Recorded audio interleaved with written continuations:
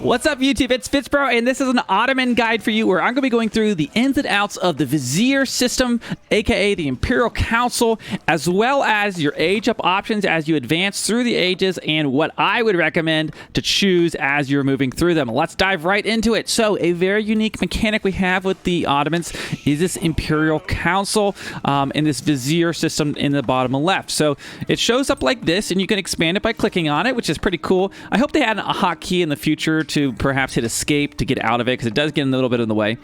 But essentially what happens is there's a bar right here that basically tracks your experience towards your next Vizier point. Now, this is kind of similar to the home city mechanics from Age of Empires 3 if you played that game, but essentially you earn points with each unit you train. So villagers going to be 2 points.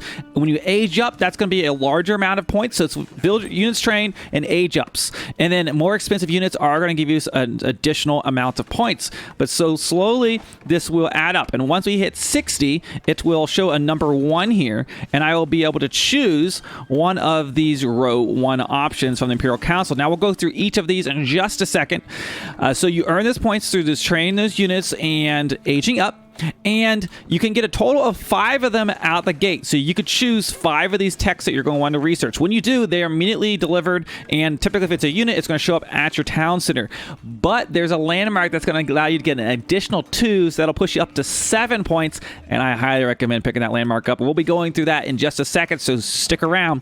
Imperial Council, let's go through each of the technologies. In the top left, we'll go left to right. You've got field work. This is going to spawn 2 imams at your town center. That's your religious unit that can go pick up relics or heal up. And it's also going to do an area heal effect. It gives all imams a global area heal ability from there on out. So I've actually used this to heal my army. I don't typically use my religious units to heal a whole lot if I'm not playing like Delhi or HE or something. But I found this to be pretty useful. But I really like it if you're doing some kind of fast castle or as you hit castle age, to send in 2 imams and you can go out and get those relics very quickly. It is a great boost to your economy. Next up, you've got the Metro Drums. Now, that is the unique unit with the drums that can buff your units in combat to give them different defenses. You can toggle that around. Go check out my Ottoman guide if you want to see that unit in action. But this will deliver one of those and give you a plus 15% movement speed. So it's kind of like a mobile yam aura that you can move around. Pretty cool.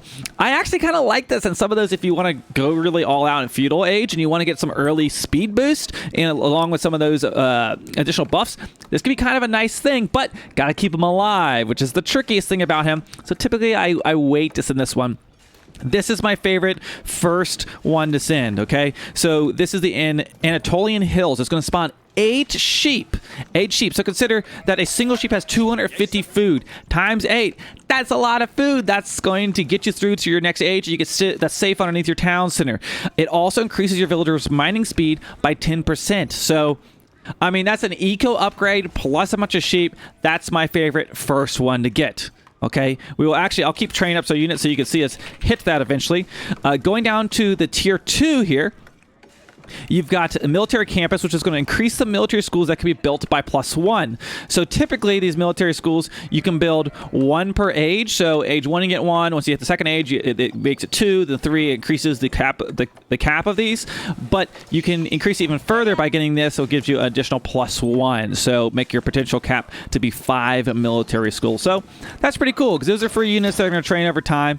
And especially into the late game, you're really going to enjoy having that. Oftentimes, if I've been rushing, you put those blacksmiths around these to speed them up. If I've been rushing a bunch of military schools, sometimes I go for this quite quickly to get that down because it is slow. It's better to have more of them, so you're getting those free units, of course. You've got Siege Crews. This is a really cool ability. This allows you to garrison an infantry unit inside of a mangonel or an Ottoman or a bombard. You just put one of them in there, and when you do, it makes it so that the attack and step speed is increased by plus 25%, which is really nice, especially for a great bombard that is really slow. But this is typically more of like a mid-late game one I send. I don't send this early on, typically.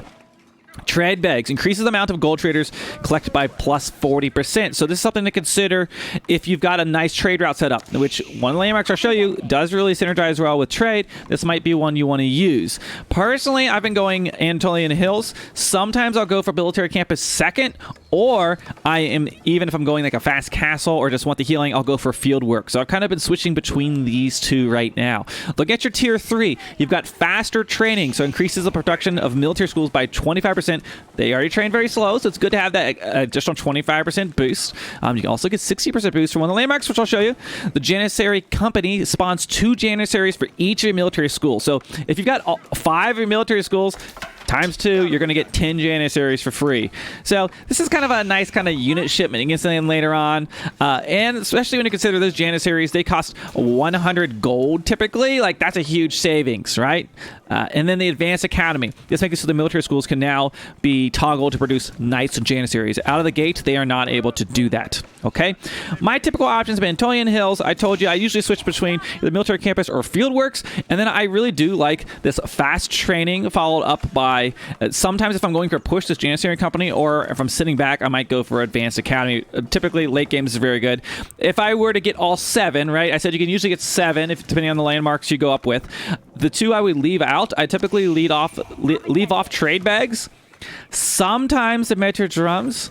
It kind of depends where I am in the game, but this is usually my least favorite one to get. I think it's really good. I think it's going to be particularly good in a team game or in a game where you have trade completely locked down, but those are the Imperial Council upgrades I typically go for from this Vizier system.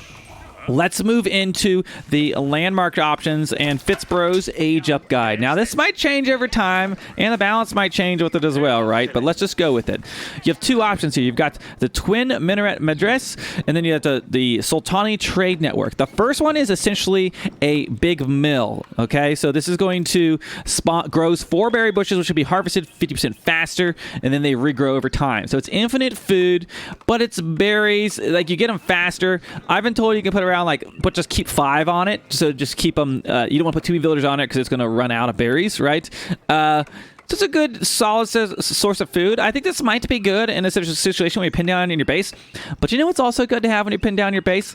Some income with gold, passive gold income. The Sultani Trade Network acts as a market. It comes with 2 traders garrison inside. You can garrison up to 6, and each one generates 28 gold per minute. You can still ungarrison them out to the markets, which is actually going to be the better rate. If you can lock down map control, you can send your traders out, and depending on the map and where that natural trading post is, it might influence your decision there. But in general, I have been leaning towards the trade network because I just love that passive gold. I think it's so valuable, particularly in the late game. You always could throw down more farms, but that gold is going to be so awesome. So I'm going to go ahead and put down that Sultani trade network, and you will see that to be built.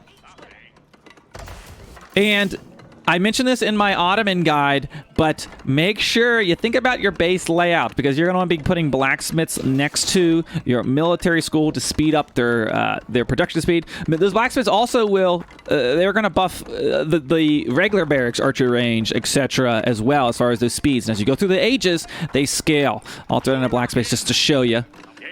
Okay, we have hit the second age. Let's go look at our next age up option. I just want to show you the tooltip here. 25%, 30%, 40%. You get that additional training rate by building that blacksmith, and you can kind of see that aura. Pretty cool. Okay, let's keep on moving. Going on to age 3. You got the Istanbul Imperial Palace and the Mehmed Imperial Armory. I'm sure I've butchered the pronunciations of some of these. Okay, the Imperial Palace, it doubles. This is the one I told you about. I'm sorry. There's no debate here. This is the one to choose. It is amazing. Doubles the Imperial Council experience around the landmark. So, right, your training units, you get experience. This gives you an aura. You can see that, and it's going to make it, I like to put it somewhere right near my military buildings. It's going to double the experience that's being generated, which gives you these points, which gives you more bonuses, and it increases the Vizier point limit by 2. So instead of being capped at 5, you get 7. So like, I don't see how you skip this. Those extra 2 are so amazing. You're gonna skip this for some free siege units.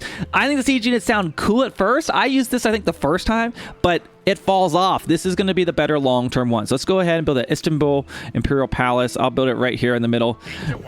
SimCity builders, you're going to really be good with the Ottomans because you've got to really think about where you're going to build all these things to get the maximum influence. And these military schools, look at this. They take up more space than your typical barracks, so it could be really hard to fit them in your base sometimes if you're not careful, and if there's gold or a berry or a tree or something in the way, you'll find this happening quite often. And as you go through the ages, you see I get the different options of what I can train here at the military school. So we've got Cav and the Mentor, of course. Let's go ahead and train one of these bad boys up. Maybe he'll get out there soon so you can see him. He's got the drums. Okay, there we go. We got our palace. Now, we now will be capped at 7, which is really, really awesome. And now we're getting more influence. Now, let's look at this next age up. This is the one that I really like. Acts as a university, improves the influence provided by the University of Blacksmith to 60%, plus 60%. So all those free units you're getting, that influence, right? That faster train time, plus 60%. That is really, really, really fast, especially for free units. So this is why I really think Ottomans lend to being a good late game civ. They feel kind of slow in the early stages, at least of right now. This is an amazing choice. This is the one I would choose. Look at the Seagate Castle. Acts as a keep. All keeps gain an aura that increases trader and trade ship movement speed by plus 40% and armor by plus 10%. Okay, so I don't know. I typically don't have a ton of keeps near my trade lines. Like maybe you do. Maybe there's a situation, but for in general, I think the Istanbul Observatory is going to be the one you're going to want. So I'm going to go ahead and build that there. And with that, guys, that is my age up guide and my Vizier guide for the Ottoman civilization. Again, you get those points that are generated through training units and aging up. As far as the landmarks I would choose, I prefer to go with the Sultani Trade Network. You can see I can ungarrison out of there or put them back in for safety. This is going to be basically a market with some traders with some passive income. You've got the Istanbul Imperial Palace, which is going to increase the Vizier limit by 2 and increase that amount you're getting from all the training, all those points. And then you've got the Istanbul Observatory, which is a university, which is an expensive building in itself. You've got a university right when you hit age 4, and this is going to increase those train times. I mean, look at how much faster they're going now. Okay, so that is a big difference. I think you can get a spearman. Let's see, what is it? It's like crazy fast. Oh, I could even more, but yeah, there we go. So there's all of your age-up options. Let me know what you think, if there's one that you prefer to go with, or if you've got some more insights to what you enjoy about some of these different landmarks. I hope you enjoyed this Ottoman guide. As always, for more content, make sure you hit that subscribe button and hit that alert bell. I'll be uploading tons of Ottoman Himalayan guides. I'm supposed to be getting you an Ottoman build order very soon. Join the Discord down in the description, and I'll see you guys in the next one.